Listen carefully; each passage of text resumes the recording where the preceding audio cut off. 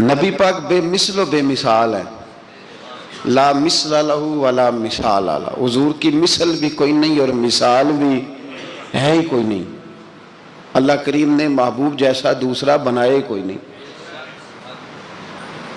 سمجھنی ہے بات آپ نے، حضور میں شک کوئی نہیں، پر ابو جہل نے شک کیا۔ نبی پاک میں شک کوئی نہیں، پر ابو لہب نے شک کیا۔ حضور میں شک کوئی نہیں، پر عتبہ اتیبہ شیبہ ان کا شک آخر تک نہیں گیا، حالانکہ حضور میں کوئی شک دور کرانے بھی آئے تو شک نہیں گیا۔ ایک دفعہ نہیں، کئی دفعہ، درجنوں دفعہ، بیسیوں دفعہ۔ ایک ابو جہل کو لے لیں، دماغ میں شک تھا حالانکہ حضور میں کوئی شک نہیں۔ ایک دن آ کے کہنے لگا کہ بتائیے میری مٹھی میں کیا ہے؟ تو نبی پاک صلی اللہ تعالی علیہ وسلم نے فرمایا اگر میں نے بتا دیا، کہنے لگا اگر آپ نے بتا دیا تو میں کلمہ پڑھ لوں گا۔ حضور نے فرمایا میں نے بتا دینا ہے پر تو نے کوئی نہیں پڑھنا، میں بتا دینا ہے۔ کہ بتائیے، تو حضور نے فرمایا چل سودا کر لیتے ہیں، اگر جو تیری مٹھی میں ہے وہی بتا دے پھر تیرا کیا خیال ہے؟ تو نبی پاک صلی اللہ تعالی علیہ وسلم نے کہا کیا بھئی ابو جہل کی مٹھی میں؟ تو اس کی مٹھی میں کنکر تھے، کنکروں نے کلمہ پڑھنا شروع کر دیا۔ جب کنکروں نے کلمہ پڑھا، پتھر تھے وہ، انہوں نے کلمہ پڑھا۔ ابو جہل نے وہ کنکر زمین پہ پھینکے کہنے لگا اوہو تیرا جادو تو پتھروں پہاڑوں پہ بھی چلتا ہے۔ اب جملہ کہنے لگا ہوں سمجھ لینا، ابو جہل گوشت کا آدمی تھا، کنکر پتھر تھے، پتھر کلمہ پڑھ گئے۔ گوشت پوشت کا آدمی تھا پر کلمہ، کیونکہ یہاں کیا تھا؟ شک، اس نے آگے نہیں بڑھنے دیا۔ گوشت پوشت کا شخص ہو کے پتھروں سے آگے نکل گیا۔ نبی پاک صلی اللہ علیہ وسلم کی خدمت میں آیا، بلکہ وہ جو یہودی والی روایت ہے اس کے پس منظر میں بھی بعض محدثین نے لکھا ہے، اس کو بھی اسی نے بھیجا، کہنے لگا جاؤ نبی پاک سے جا کے کہو اگر وہ درخت آپ کا کلمہ پڑھے تو میں بھی پڑھ لوں گا۔ درخت، اب درخت ہوتے تو جاندار ہیں پر کلمے تو کوئی نہیں نہ پڑھتے۔ درخت سے بھی تو انسانوں سے کلمہ پڑھنے کی بات، اگر درخت پڑھے تو میں پڑھ لوں گا۔ نبی پاک صلی اللہ علیہ وسلم دور بیٹھے تھے، درخت دور تھا، اور امام سیوطی علیہ رحمہ نے لکھا ہے درخت بھی کیکر کا تھا۔ نبی پاک صلی اللہ علیہ وسلم نے فرمایا اس یہودی سے کہ تو جا کے درخت کو کہہ کہ تجھے نبی پاک بلاتے ہیں۔ فرمایا میں گیا تو پھر تم نے کہنا جادو کر کے بلایا ہے۔ احتیاط بھی کی، ہر چیز آنکھوں کے سامنے رکھی، تو جا کے کہہ کہ تجھے بلاتے ہیں۔ وہ بندہ گیا، جا کے کہنے لگا، اور امام سیوطی نے اس کو لکھا ہے، کہنے لگے اس نے نبی پاک کا نام بھی نہیں لیا، کیونکہ ابو جہل اینڈ کمپنی کو پتا تھا کہ مصطفیٰ کے نام میں بھی بڑی برکت، خالی نام بھی نہیں لیا۔ کہنے لگا درخت وہ جو سامنے بیٹھے ہیں نا وہ تجھے بلا رہے، نام نہیں لیا حضور کا، وہ جو سامنے بیٹھے ہیں نا، جاءت لدعوتہ الاشجار ساجدۃ۔ امام بوصیری کہتے ہیں درخت آیا اور سجدہ کرتا ہوا، زمین چیرتا ہوا آیا۔ کس طرح آیا؟ پہلے آگے جھکا، پھر پیچھے جھکا، دائیں جھکا، بائیں جھکا۔ یہاں بھی لکھنے والوں نے لکھا ہے کہ وہ نہ درخت اپنی جڑیں اکھیڑ رہا تھا، جب چلنا تھا نا اس نے حضور کی طرف آنا تھا تو آگے دائیں بائیں ہوا، جڑیں اکھیڑ رہا تھا۔ لیکن ہمارے استاد جب ہمیں یہ روایت پڑھایا کرتے تھے تو کہتے تھے جڑیں نہیں اکھیڑ رہا تھا، جب اس نے سنا مجھے نبی پاک نے بلایا تو اسے وجد ہو گیا تھا، وہ جھومنے لگ گیا تھا، جھوم رہا تھا، حضور نے مجھے بلا لیا، جاءت لدعوتہ الاشجار ساجدۃ۔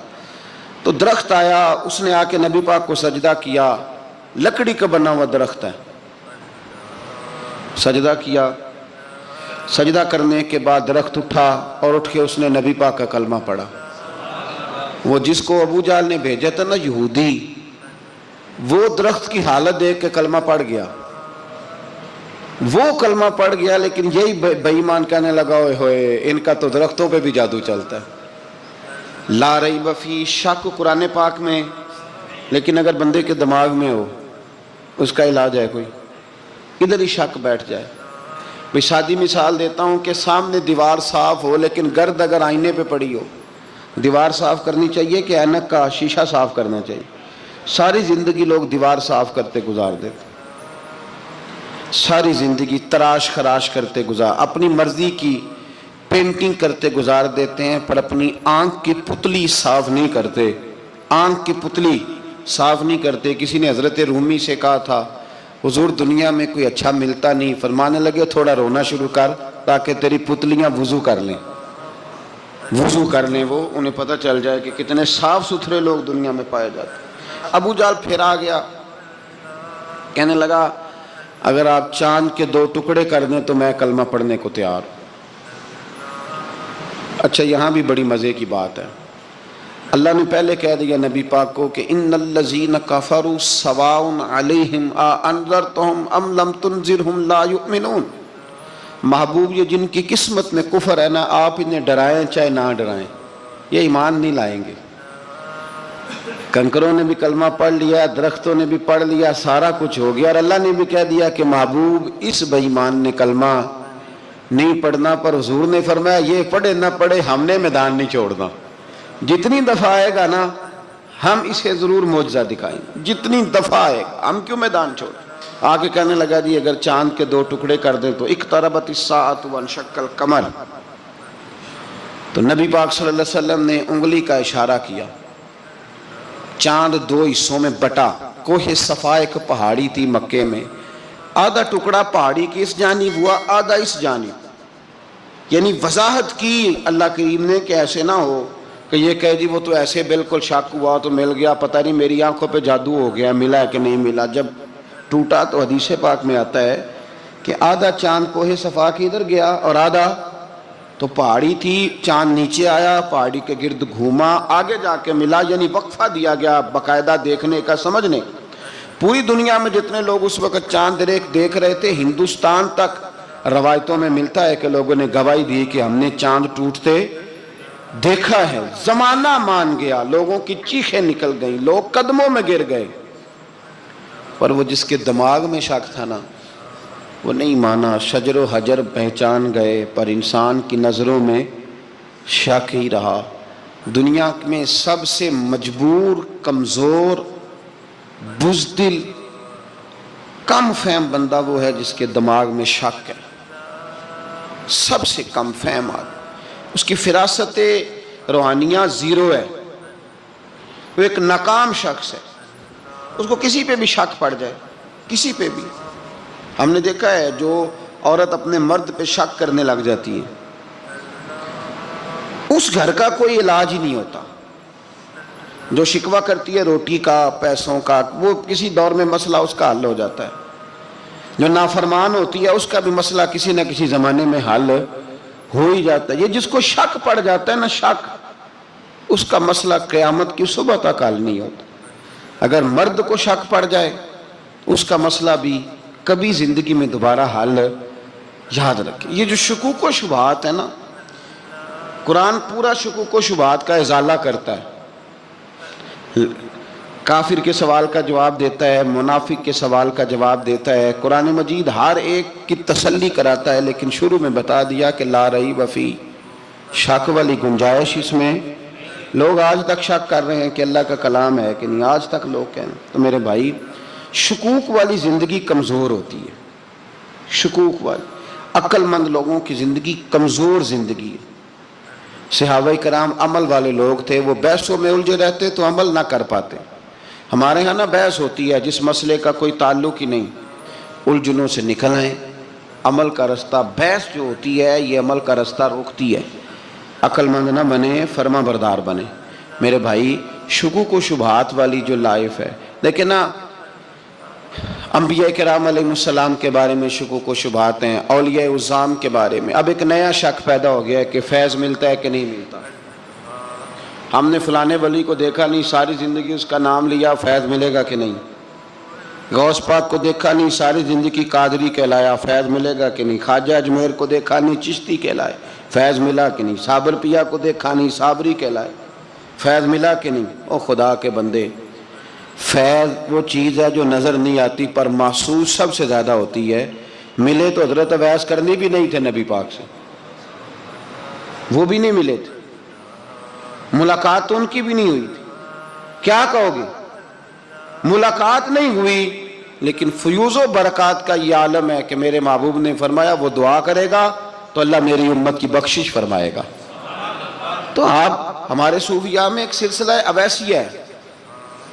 सिलसिला वैसिया में अक्सर मुलाकात नहीं होती, اکثر نہیں ملاقات ہوتی بغیر دیکھیں نا، آپ جب کسی کا نام جپتے ہیں، جب کسی کا نام لیتے ہیں، جب اسی کا ذکر کرتے ہیں، جب اسی کے تذکرے میں رہتے ہیں، تو اللہ تبارک و تعالیٰ کے یہ جو کامل لوگ ہوتے ہیں یہ متوجہ ہو جاتے ہیں، ان کی توجہ ہوتی ہے۔ اور خود سرکار نے فرمایا دو آپس میں محبت کرنے والے، ایک مشرق میں ایک مغرب میں، قیامت کے دن اللہ دونوں کو جنت میں اکٹھا فرما دے گا۔ یہ کیا بات ہوئی کہ ہر بات میں شک کرنا کہ جی وہ فلانے سے ملاقات ہی نہیں ہوئی؟ تو کس طرح بھئی، ملاقات ایک الگ چیز کا نام ہے، ملاقات ایک الگ شے کا نام ہے، اور فیوز و برکات ایک اللہ سے ملاقات ہوئی ہے۔ رزق دیتا ہے کہ نہیں؟ زندگی دیتا ہے، ساری چیزیں دیتا ہے، تو ملاقات تو کوئی نہیں کرتا۔ تو اس لیے ہر چیز کو ٹھیک ہے، وہ جو جگہ جس جگہ پہ جو بات ہے اس کو وہاں رہنا چاہیے، لیکن یہ شکوک ہیں، ان سے باہر نکلیں، ان سے باہر آئیں۔ اولیاء اللہ کا جو فیضان ہے، ان کی جو محبت ہے، ان کے جو طریق، حضرت سلیمان بن بشار رحمت اللہ علیہ بزرگ گزرے ہیں، وہ کہتے ہیں میرے پاس، میں بڑا خوبصورت تھا، جوانی میں دین کی تھوڑی سی خدمت کرتا تھا، تو ایک عورت آ گئی، اس عورت نے میرے ساتھ کچھ مجھ سے مانگا، مطالبہ کیا، تو میں نے کہا کوئی بھکارن ہے۔ میں نے جب اس نے نقاب اوڑھا ہوا تھا، جب میں نے اس کی طرف پیسے دینے کے لیے، خیرات دینے کے لیے کوئی چیز بڑھائی، تو اس نے چہرے سے کپڑا ہٹایا، میں نے نظر جھکا لی، کہنے لگی سلیمان میرا رنگ روپ تو دیکھ، میں کتنی خوبصورت ہوں، میں تیری محبت میں گرفتار ہو گئی، خدا را میں اپنے آپ کو تیرے حوالے کرتی ہوں۔ آپ فرماتے ہیں جب اس کے نیت اور ارادے میں اور لفظوں میں نے فطور دیکھا، تو میں استغفر اللہ پڑھتا وہاں سے بھاگ گیا، اتنا دوڑا کہ میں بصرہ سے باہر نکل گیا، شہر سے ہی باہر آ گیا، عورت سے دوڑ رہا ہے، مرد، نوجوان، خوبصورت۔ فرماتے ہیں عشاء کی اذانیں ہو رہی تھی، نماز پڑھ کے میں مسجد میں سو گیا، تو مجھے حضرت یوسف علیہ السلام کا دیدار ہو۔ جناب یوسف کہتے ہیں میں حضور کا غلام اور غلاموں کا غلام اور صدیوں بعد کا غلام، تو جناب یوسف علیہ السلام میری خواب میں آئے اور کہنے لگے اٹھ جوان، میرے سینے سے لگ، یار تو نے تو نبی پاک کا امتی ہو کے وہ کام کیا ہے جو میں نے نبی ہو کے کیا تھا۔ اب کام حضرت یوسف والا کیا تھا نا، تو صدیوں اور سالوں اور مہینوں کا فاصلہ بن سکا، تو وہ آ گئے۔ مسئلہ یہ ہے کہ شکوک و شبہات والی زندگی نقصان دیتی ہے۔ حضرت ہمارے سلسلہ مقدسہ میں ایک سلسلہ علویہ ہے جو اعلیٰ حضرت فاضل بریلوی کو حاصل تھا، شاہ عبدالعزیز صاحب محدث دہلوی رحمۃ اللہ تعالیٰ علیہ نے بڑا لکھا مولا علی کی شان پہ، حضرت علی پہ کلام، ان کا ذکر، ان کے تذکرے اس قدر فنا ہو گئے کہ ہر وقت ذکر علی کرتے۔ فرماتے ہیں مجھے خواب میں حضرت علی کا دیدار ہوا، انہوں نے مجھے بیعت فرمایا اور مجھے اپنے سلسلہ مبارکہ میں اجازت دی۔ تو شاہ صاحب رحمت اللہ علیہ فرمایا کرتے تھے کہ میں نے وہ بہت کم لوگ ہیں جن کو پھر ان میں بیعت فرمایا جاتا ہے، تھوڑے چند لوگ، اور ان کو سلسلہ مبارکہ میں اس میں چند لوگ ہیں۔ اعلیٰ حضرت کے بعد شاہ علیہ رسول ہیں، شاہ علیہ رسول کے بعد شاہ عبدالعزیز محدث دہلوی، وہ ڈائریکٹ مولا علی شیر خدا سے بیعت۔ تو مطلب یہ ہے کہ کام شکوک و شبہات سے نکلیں۔ قرآن نے کہا لا ریب فی، قرآن میں شک البتہ وَإِن كُنتُمْ فِي رَيْبٍ مِّمَّا نَزَّلْنَا عَلَىٰ عَبْدِنَا، بندے کچھ شک کرتے ہیں، اگر انہیں شک ہو تو وہ اس طرح کریں کہ فَأْتُوا بِسُورَةٍ مِّن مِّثْلِهِ، پھر اس کی مثل ایک صورت لے کے آئیں، اور وَادْعُوا شُهَدَاءَكُم مِّن دُونِ اللَّهِ إِن كُنتُمْ صَادِقِينَ، سارے بے شک اپنے حمایتی بلا لیں اگر وہ سچیں۔ شک والی دنیا سے باہر نکل آئیں، حقیقت والی دنیا کو قبول کریں۔ شکوک و شبہات کا ازالہ نہیں ہوتا، شک دوسرے شک کو جنم دیتا ہے، نقص دوسرے نقص کو جنم دیتا ہے، غلطی دوسری غلطی کو جنم دیتی ہے۔ اور انسان جب تک شکوک، میں نے آپ کو کہہ دیا کہ ہر گھر بس سکتا ہے، ہر گھر، ہر عورت کے صحیح ہونے کی امید ہوتی ہے، پر جس بیوی کو اپنے خاوند کے کردار پہ شک ہو وہ بیوی کبھی مطمئن نہیں ہوتی۔ ہر گھر بس جاتا ہے، لیکن جس خاوند کو اپنے بیوی کے کردار پہ شک ہو جائے اس کا کبھی اس کے ساتھ سلوک مخلصانہ۔ شکوک والی زندگی بیماروں کی زندگی ہے، شکوک والی زندگی بیماروں کی زندگی، کمزوروں کی زندگی، بزدلوں کی زندگی۔ اس لیے حقیقت والی چیز جب تک آپ کے پاس کوئی چیز کلیئر ہو کے نہیں آتی، شریعت اسلامیہ نے بہتان کی سزا رکھی ہے 80 کوڑے، پتہ ہے آپ کو؟ جس نے ایسے ہی بہتان لگا دیا، دلیل ہی کوئی نہیں، ایسے ہی کہہ دیا کہ جی وہ مجھے شک ہے جی انہوں نے ایسے کیا ہے، فرمایا اسے کوڑے مارو۔ شک کی بنیاد پر بہتان ترازی کرتا ہے، کوڑے کی سزا رکھی، 80 کوڑے مارو اس ظالم کو۔ یہ شک کر رہا ہے اس کو جب اس کے پاس دلیل ہی کوئی نہیں۔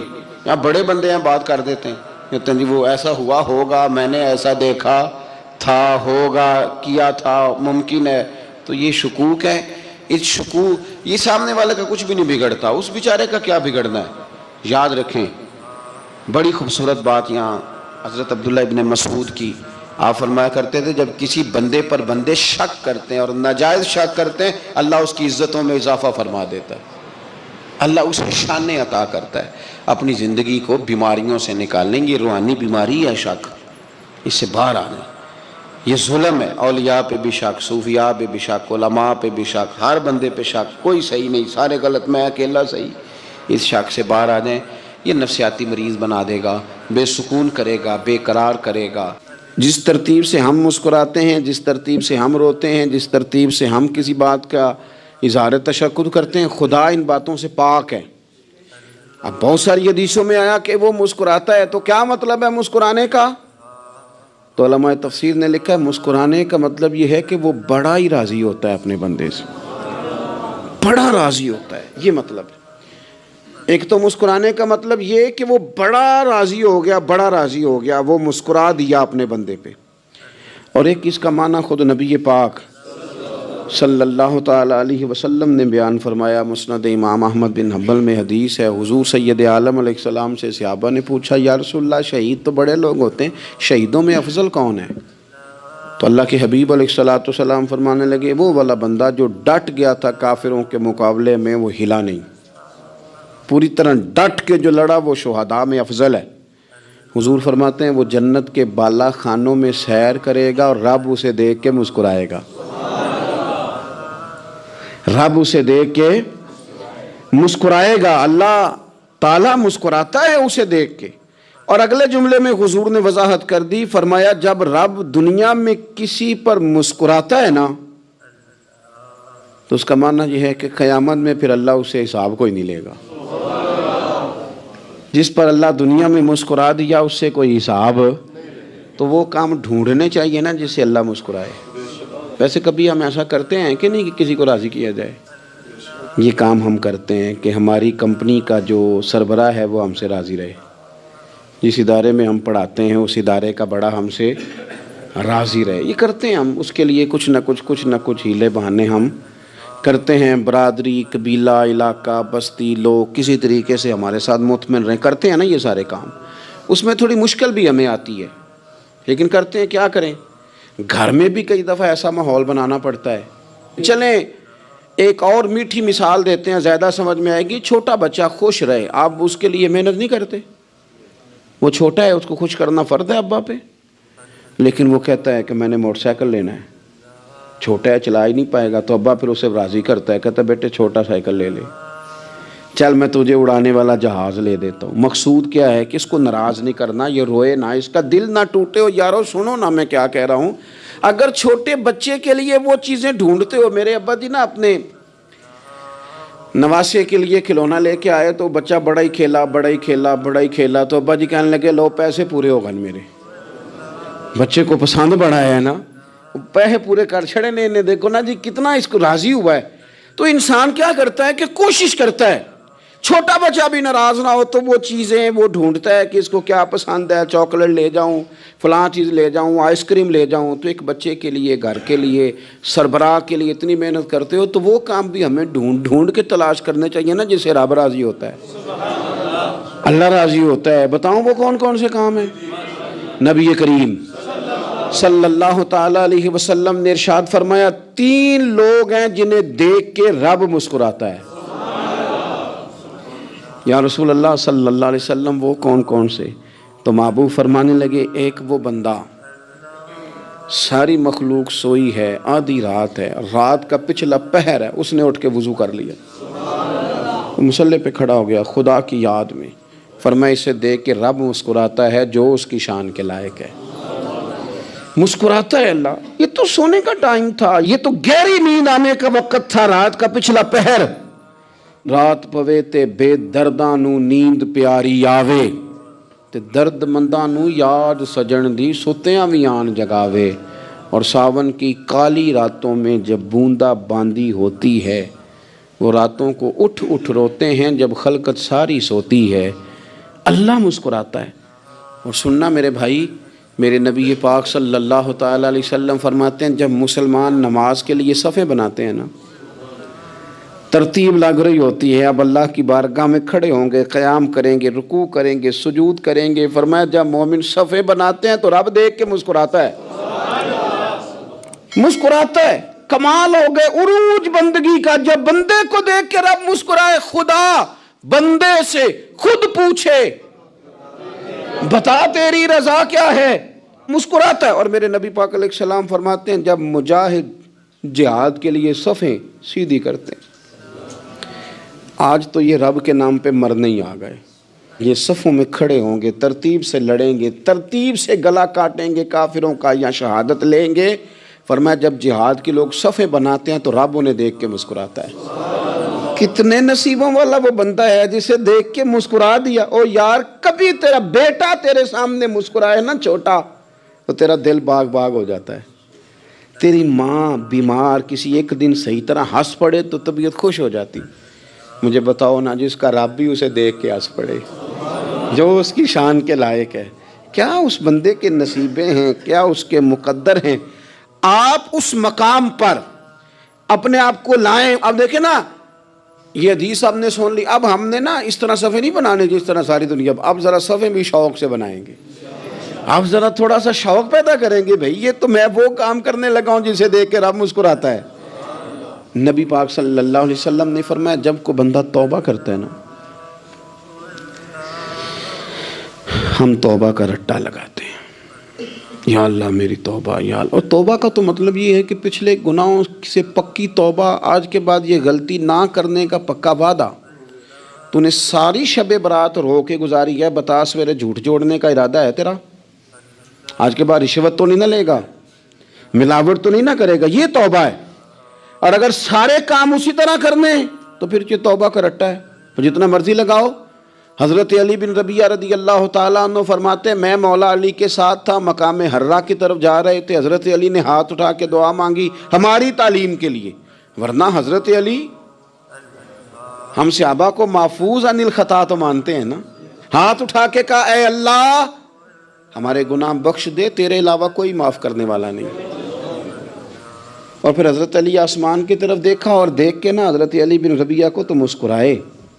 حضرت علی بن ربیعہ کہنے لگے حضور مسکرائے کیوں ہو؟ فرمانے لگے ایک دن میں حضور کے ساتھ اسی طرح آیا تھا، اسی طرح حضور نے دعا فرمائی تھی ہماری تعلیم کے لیے، اور پھر حضور مجھے دیکھ کے مسکرائے تھے اور فرمایا جب کوئی بندہ رب کی بارگاہ میں اس طرح استغفار کرتا ہے تو رب مسکراتا ہے، اور مسکرا کے فرماتا دیکھ لو میرے بندوں کو پتا ہے کہ میرے علاوہ معاف کرنے والا کوئی نہیں، انہیں پتا ہے، تم اس کی بارگاہ میں رجوع تو لاؤ، آؤ تو صحیح دو آنسو لے کر۔ اقبال کہتے ہیں کہ موتی سمجھ کے شان کریمی نے چن لیا، قطرے دو گرے میرے ار کے انفعال کے، دو میں نے آنسو بہائے تھے تو اس کے کرم نے تو موتی سمجھ کے چن لیے۔ سنو نا حضور اس استغفار کو، اللہ کو یار رات کو توبہ کر کے سونا چاہیے ہمیں۔ کچھ غلطیاں ہم کرنا نہیں چاہتے پر ہم سے ہو جاتی ہیں، کچھ دل ہم توڑنا نہیں چاہتے پر وہ ٹوٹ جاتے ہیں، ہماری مجبوری ہوتی ہے ٹوٹ جاتے ہیں۔ رات کو اس کی بارگاہ میں ہاتھ باندھ کے کشکول طلب دراز کر کے خوب استغفار پڑھنا چاہیے کہ مالک بندے ہیں نا کیا کریں، نفس کا ساتھ ہے، دنیا کا ساتھ ہے، خواہشات نفسانیہ، مالک معاف کر دے۔ درد سے توبہ، رسم نہ ہو، کہانی نہ ہو، لفظ نہ ہو، جملے نہ ہوں، اور جناب ایسے لوگوں کے بیچ بڑے ہاتھ باندھ کے اور بڑا کوئی ضرورت نہیں، آپ اکیلے اپنی چارپائی پہ بستر کے اندر منہ دے کے بھی درد سے کہیں گے نا معاف کر دے تو وہ تو مہربانی بڑا ہے۔ میرے نبی پاک صلی اللہ علیہ وسلم مثال دیتے ہیں، فرمایا ایک آدمی صحرا میں جا رہا، صحابہ سے حضور خطاب کر رہے ہیں، فرمایا ایک آدمی صحرا میں جا رہا تھا، اس نے اپنی اونٹنی پہ کھانا پانی پیسے ہر چیز رکھی ہوئی تھی، صحرا تھا بہت بڑا، درمیان صحرا کے گیا تو تھوڑا سا سستانے کے لیے آرام کرنے کے لیے اونٹنی سے نیچے اترا، اب اس نے اونٹنی کی لگام، اونٹنی کی نکیل اپنے سرہانے کے نیچے رکھی، ہاتھ کے ساتھ پکڑی اور سو گیا۔ تھوڑی ہی دیر کے بعد جب اس کی آنکھ کھلی تو دیکھا اونٹنی غائب ہے۔ صحرا میں وہ پیدل نہ آگے جا سکتا ہے، نہ پیچھے جا سکتا ہے، نہ دائیں نہ بائیں، کھانے کو روٹی نہیں، پینے کو پانی کا قطرہ نہیں، تھوڑا ادھر بھاگا ادھر بھاگا، تھک گیا۔ کریم محبوب فرماتے ہیں وہ پوری طرح نڈھال ہو گیا اور مایوس ہو گیا، معاذ اللہ، مایوس ہو کے دوبارہ اسی جگہ آ کے لیٹ گیا جہاں پہلے لیٹا تھا، انتظار کرنے لگا کہ اب موت ہی آئے گی، آخری وقت ہے، اب نہ میں پیدل یہ صحرا کراس کر سکتا ہوں، نہ پیچھے جا سکتا ہوں، نہ کھانا ہے نہ پانی ہے، سوائے موت کے کوئی سہارا نہیں۔ حضور فرماتے ہیں وہ رستے میں دوبارہ لیٹ گیا، اچانک اس نے رخ بدلا تو اونٹنی سامنے کھڑی تھی۔ حضور نے صحابہ سے پوچھا بتاؤ نا اسے بھلا کتنے کو خوشی ہوگی؟ یا رسول اللہ جسے نئی زندگی مل گئی ہے۔ آپ دیکھیں نا سارے ڈاکٹروں نے کہہ دیا کہ اس کے تو گردے معدہ جگر ہر چیز ختم ہے، گھر لے جاؤ خدمت کرو، ہر طرف پریشانی ہے۔ وہ بندہ بھی سمجھ گیا ہے کہ آخری وقت آ گیا، کل جاؤں پرسوں جاؤں، تیاری ہو گئی، سب لوگ آ گئے، باہر والے بھی آ گئے، یہ ماحول ایک عجیب رنگ اختیار کر گیا۔ اچانک ایک ڈاکٹر نے آ کے کہا نہیں نہیں غلطی لگ گئی تھی۔ مجھے بتائیے انداز کیا ہوتا ہے؟ بغیر دوائی کے بندہ اٹھ کے کھڑا نہیں ہو جاتا، او میں تو بچ گیا ہوں۔ نبی پاک صلی اللہ علیہ وسلم فرمانے لگے اس کی اونٹنی مل گئی، بتاؤ بھلا اسے کتنی خوشی ہوگی؟ یا رسول اللہ وہ تو دوبارہ دنیا میں آ گیا۔ حضور فرمانے لگے اسے کچھ بھی خوشی نہیں ہوئی۔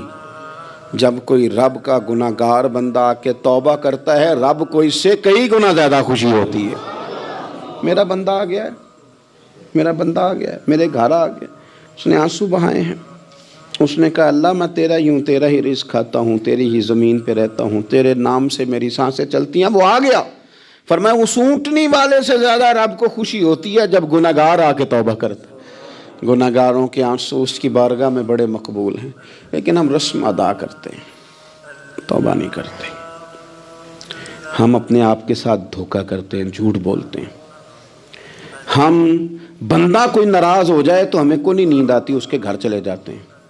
ہم اپنے سارے رشتوں کو تعلقات کو مینٹین کر کے رکھنے کے عادی ہیں۔ ہمیں پتہ ہے کہ وہاں میں نہیں جا سکا تو بیٹا بھیجتا ہوں، فلاں شادی پہ میں نہیں جا سکا تو بھتیجا بھیجتا ہوں، بھائی بھیجتا ہوں۔ ہر تعلق کا ہم نے خیال رکھا کوئی روٹھ نہ جائے، لیکن کمال ہے نا یہ نہیں سوچا کہ اگر رب روٹھ گیا تو جب وہ روٹھ جائے نا تو سارے رشتے بھی بندے کے پاس موجود ہوں تو کوئی کارآمد نہیں ہوتا، پھر کروڑوں روپیہ جیب میں ہوں تو ڈاکٹروں کی دوائیاں اثر نہیں کرتی۔ وہ روٹھ جائے تو پھر انسان اس طرح سے پھسلتا ہے کہ بڑے بڑے اس کے پاس دروازے ہوتے ہیں پر کسی جگہ اس کا ہاتھ نہیں لگتا۔ خدا را خیال کریں، دنیا روٹھتی ہے تو روٹھ جائے، رب رسول ناراض نہ ہونے پائیں، اس کا خیال کریں۔ حضور فرماتے ہیں وہ مسکراتا ہے، اسے خوشی ہوتی ہے جب کوئی اس کا بندہ اس کی طرف رجوع کرتا ہے۔ میرے عزیزو، رسول پاک صلی اللہ تعالیٰ علیہ وسلم نے ان لوگوں کے تذکرے کیے جنہیں دیکھ کے رب مسکراتا ہے۔ ہم نا گناہ گاروں پر بھی فتویٰ دینے میں جلدی کرتے ہیں اور نیکی پر بشارت دینے میں بھی جلدی کرتے ہیں، حالانکہ یہ ہماری ذمہ داری نہیں۔ پتہ نہیں اللہ تعالیٰ کس کو کب توفیق توبہ دے کے اپنے قریب کر لے، لیکن بڑی جلدی ہے، بڑی جلدی فتویٰ دینے میں۔ اور یہ فتویٰ صرف مفتیوں کا نہیں رہ گیا، یہ میری طرح کے آپ کی طرح کے ڈھیروں لوگ ہیں جنہوں نے جیبوں میں فتوے ڈالے ہوئے ہیں۔ بھئی آپ نے کیوں ذمہ داری لے لی ہے جنت میں داخل کرنے کی اور نکالنے کی؟ یہ تو میرے رب کریم کا کرم ہے، وہ جس کو چاہے جب چاہے جتنا چاہے عطا کرے۔ لیکن کچھ لوگ نا بڑے پکے ہو گئے ہیں کہ شاید جو میں سوچ رہا ہوں وہی درست ہے۔ کبھی کبھی کچھ چیزیں عجیب بھی ہوتی ہیں، لہذا خدا کی رحمت پر بھروسہ کر کے بات کرنی چاہیے، اپنی مرضی کے فتوے نہیں داغنے چاہیے۔ وہ دیکھو جی فلانا بندہ یوں کر رہا ہے، آپ کو پتہ ہی نہیں پوری بات کا، آپ کو علم ہی نہیں پوری بات کا۔ حضرت بہاءاللہ نقشبند بخاری رحمۃ اللہ علیہ فرماتے ہیں میں حج کرنے گیا تو وہاں میں نے ایک آدمی کو کروڑوں کا کاروبار کرتے دیکھا تو میرے دل میں خیال ہے یہاں بھی اللہ اللہ کرنی چاہیے تھی، دنیا داری کر رہا ہے۔ لیکن فرماتے ہیں حج سے فارغ ہوئے تو میں نے دیکھا وہی بندہ سارا کچھ رب کی بارگاہ میں خیرات کر رہا ہے، اور سینکڑوں غریب حاجی ہیں جن کو پورے خرچے دے رہا ہے۔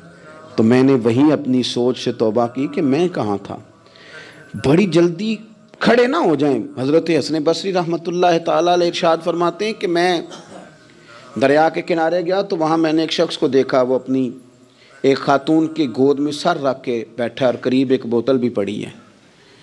تو میرے دل میں معاذ اللہ خیال آیا کہ دیکھو کس انداز میں ایک عورت کے ساتھ یہ ہے، اور پاس بوتل بھی پڑی ہے، جانے شراب ہے۔ کہتے میں سوچ ہی رہا تھا کہ اچانک ایک کشتی آ رہی تھی دریا میں، وہ ہج کو لے کھائے، کشتی میں 4-5 لوگ تھے، وہ دریا میں ڈوبنے لگے۔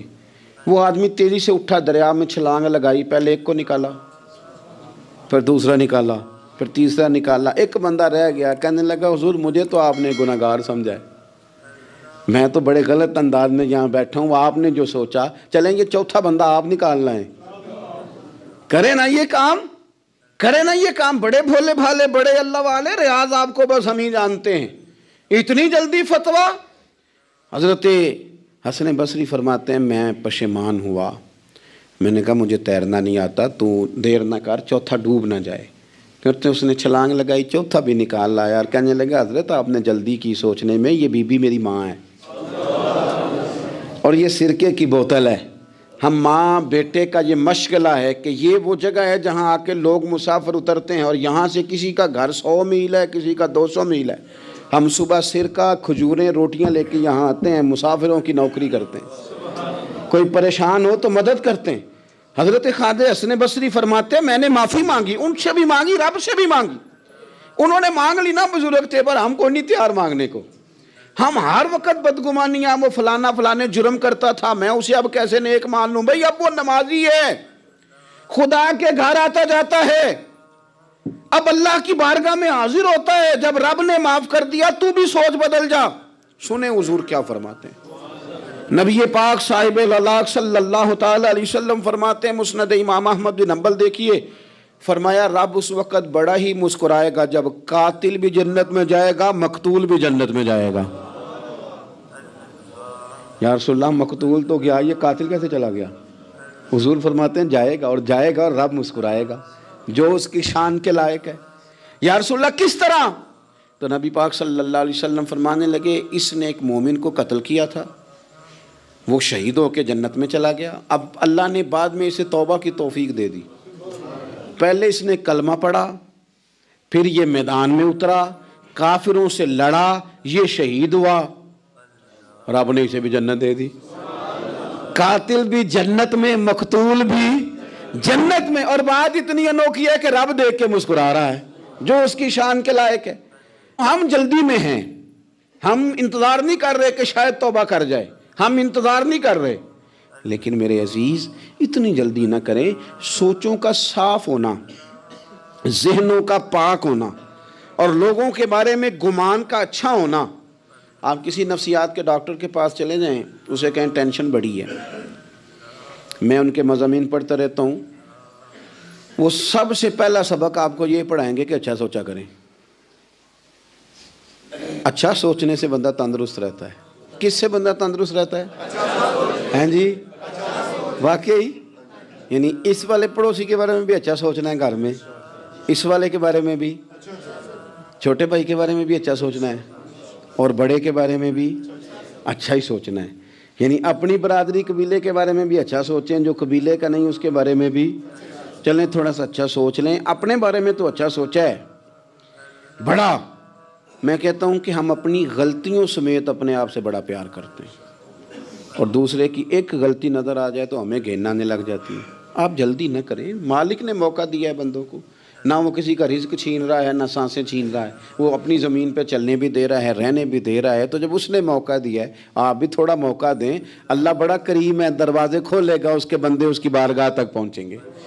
بدگمانیاں، اور پھر بدگمانیوں کا عروج، اور اس لیول تک جا کے بات کر دینے کا جہاں سے خوف آئے کہ یار یہ بات نہیں کرنی چاہیے تھی۔ رسول کائنات سرور دو عالم صلی اللہ تعالی علیہ وسلم فرماتے ہیں کہ اللہ مسکراتا ہے۔ دیکھو ہمارے ہاں نا ایک اور بھی مسئلہ بن گیا ہے، میں نے کچھ لوگوں کو نا پکا، میرے پیارے ہیں، محبت ہے مجھے، تو میں چونکہ آپ میری کلاس ہیں، میں مشاہداتی اور تجرباتی باتیں بھی کر لیتا ہوں، اسی کی روشنی میں کئی دفعہ گفتگو بھی تیار کرتا ہوں۔ کچھ لوگوں نے نا پکا ذہن بنا لیا یہ کہنے کا کہ ہاتھ بڑا تنگ ہے، پکا آپ جس وقت پوچھ لیں ان کا ہاتھ اور بڑا ہی زیادہ تنگ ہے. آپ یقین کریں بہن کا جو خامند ہے وہ کہہ رہا ہے جا حصہ لے کے آ, تیرے بھائیوں کی کمائی تو نہیں تیرے ابا کی ہے, لے کے آ. وہ بیچاری اس کی منتیں کر رہی ہے, کہتی ہے اگر جاؤں گی نا تو وہ کہیں گے حصہ لے جا, آج کے بعد ہمارے گھر نہ آنا, میرا دروازہ نہ بند کرو, مہربانی کرو. اور بھائی سے بات کرتی ہے تو کہتا ہے ہاتھ ہی بڑا تنگ ہے, جب ٹھیک ہوگا تو دے دوں گا. نہ کریں یہ ظلم. ہمارے اپنے تڑپتے رہتے ہیں اور ہماری دولتیں اندر پڑی رہتی ہیں. ہمارے اپنے چھوٹی چھوٹی ضروریات کے لیے پریشان ہوتے ہیں, لیکن ہم بڑے بڑے بہانے ہیں ہمارے پاس, کہتے ہیں یہ نکما ہے, یہ نکھٹو ہے, یہ کام نہیں کرتا, اس میں فلانا ہے, بے فلانا ہے, بلے میں نے نہیں ساتھ چلنا. اظہار جب آپ کے اندر پیدا ہوتا ہے نا, اظہار جب کسی کے لیے آپ حساس ہوتے ہیں تو آپ کو بھی سرور حاصل ہوتا ہے. نہ کریں یہ کام کہ آپ کو اللہ نے وسعت دی ہے اور ہر وقت آپ ہاتھ تانگ ہونے کا رونا رو رہے ہیں, ہر وقت آپ یہ کہہ رہے ہیں میں بڑی آزمائش میں ہوں, جب خدا نے آپ پہ نہیں ڈالی. تو اتنے جھوٹ بولنا صرف اس لیے کہ میرے پیسے بچ جائیں, صرف اس لیے کہانی سنانا کہ حالات میرے بڑے خراب ہیں کہ کوئی بندہ میرے سے کوئی تھوڑا بہت قرض نہ مانگ لے. سنو, نبی پاک صلی اللہ علیہ وسلم کے پاس مہمان آ گیا, بخاری مسلم ہے. حضور نے ازواج مطہرات کے گھروں میں پیغام بھیجا, کچھ چیز ہے ضیافت کے لیے؟ یا رسول اللہ کچھ بھی نہیں, یہ دو جہاں کے شاہ ہیں اور پاس کچھ رکھتے نہیں, دو جہاں کی نعمتیں ہیں ان کے خالی ہاتھ میں. یا رسول اللہ کوئی چیز بھی نہیں. حضور نے صحابہ کے مجمع پہ نظر ڈالی, یا رسول اللہ صلی اللہ علیہ وسلم حکم ہو. تو حضور فرمانے لگے تم میں سے کوئی بندہ ہے جو اسے گھر لے جائے روٹی کھلائے. ایک صحابی اٹھے فوراً, حضور میں لے کے جاتا ہوں کھانا کھلاتا ہوں. فرماتے ہیں میرے گھر میں صرف بچوں کا کھانا تھا, یہ نہیں کہ فریزر بھرا ہوا ہے نعمتوں سے, صرف بچوں کا کھانا. یہ نہیں کہ کسی کو دیکھ کے اپنی ہنڈیا پہ برتن دے لیا, صرف بچوں کا کھانا. کہتے ہیں گھر گیا, بیوی سے کہا کیا کیفیت ہے؟ کہنے لگی بچوں کی روٹی ہے. میں نے کہا بچے سلا دے, صبح ناشتہ کر لیں گے. تو کہنے لگی آپ کیا کھائیں گے؟ تو میں نے کہا نہ میں کھاؤں گا نہ تو کھائے گی, مہمان جو نبی پاک کا ہے. کہا اچھا, اب ذرا تجویز دیکھو میاں بیوی کی سوجھی آپس میں. کہتے ہیں کھانا لگا دینا کیونکہ ایک آدھ بندے کا کھانا ہے. اپنی غربتوں کا ہر جگہ اظہار کرنا, رونا رونا. یہ دیکھو غربت کیسے چھپائی جا رہی. اس کو کہا نہیں کہ چل تو تھوڑا رحم کھا, تو آیا ہے تو تھوڑا رحم کھا, یہ نہیں کہا. کہا اٹھ کے نا تو کھانا رکھنا اور اٹھ کے نا چراغ ٹھیک کرنے کے بہانے بجھا دینا. ہم دنیا والوں کے سامنے کیوں اپنے دکھ بیان کریں؟ ہم جو کہیں گے رب رسول کی بارگاہ میں کہیں گے. تو نا چراغ ٹھیک کرنے کے بہانے. اہلیہ اٹھی, کھانا دینے کے بعد چراغ ٹھیک کرنے کے بہانے بجھا دیا. خامد بھی ہاتھ چلاتے رہے, بیوی کبھی برتن رکھتی کبھی اٹھاتی, پتہ چلے کہ کھانا کھا رہے ہیں, کھانا کھایا جا رہا ہے. کہتے ہیں مہمان پیٹ بھر کے کھانا کھا گیا. یہ کام ہوا رات کے اندھیرے میں, اس وقت ہوا جب چراغ بھی بند تھا, اس وقت ہوا جب کوئی دیکھنے والا نہیں تھا, کسی پڑوسی کو بھی خبر نہیں تھی. فرماتے ہیں صبح کے اجالے میں اس مہمان کو لے کے مسجد نبوی میں نے قدم رکھا تو نبی کریم نے فرمایا رات جو تم نے کام کیا ہے نا اسے دیکھ کے میرا رب بڑا مسکرایا ہے, اللہ بڑا مسکرایا ہے. اللہ تر دامنی پہ شیخ ہماری نہ جائیے, ہم دامن نہ چھوڑ دیں تو فرشتے وضو کریں. یہ شان ہے صحابہ کی. نبی کریم علیہ السلام نے فرمایا رب رات مسکرایا تیرا یہ انداز دیکھ کے, اور اس نے قرآن نازل کیا وَيُؤْثِرُونَ عَلَىٰ أَنفُسِهِمْ وَلَوْ كَانَ بِهِمْ خَصَاصَةٌ. کچھ لوگ وہ ہیں جنہیں بڑی بھی ضرورت ہو تو دوسروں پر اثار کر دیتے ہیں, قربانی دے دیتے ہیں. رب مسکرایا ہے, اندر پیسے رکھے ہوئے ہیں, اندر پیسے رکھے ہوئے ہیں. اور بہن آ کے منت کر رہی ہے کہ بھائی حالات بڑے خراب ہیں, تھوڑی سی مہربانی کر. تو کہتے ہیں بہن پردہ ہی ہے بس, کیسے بتاؤں تجھے حالات, تجھے کیا بتاؤں کام کتنی مشکل سے چلتا ہے, یہ پردہ یہ بس. بہرحال اگر تو نے کہا ہے نا 50,000 تو میں زیادہ نہیں کو 20 کو دے دوں گا تجھے, وہ بھی خاصی نیکی کر کے, وہ بھی بتا سکھا کے. رات اماں پہ علیحدہ سے احسان چڑھاؤں گا, ابا پہ علیحدہ سے چڑھاؤں گا کہ تمہاری بیٹی کے ساتھ تعاون کر رہا ہوں, سارے علاقے کو ویسے ہی بتاؤں گا. اور وہ غریبنی بیچاری 20,000 لے کے گھر گئی ہے, پہ سفارشیں کر رہی ہے کہ مہربانی کرو. میں نے ایسے بھی دیکھے ہیں جو پہلے بیوی کو پکڑاتے ہیں تو دے, اس لیے کہ پھر وزیر اعظم تو ڈنڈا نکال لے گا تو بڑا مشکل ہو جائے گا پھر گھر میں رہنا. لہذا وہ یہ تو آگے لگ، یہ کیا لہجہ ہے آپ کا؟ یہ تو کسی کو بھی دیں تو چھپا کے دینے کا حکم ہے.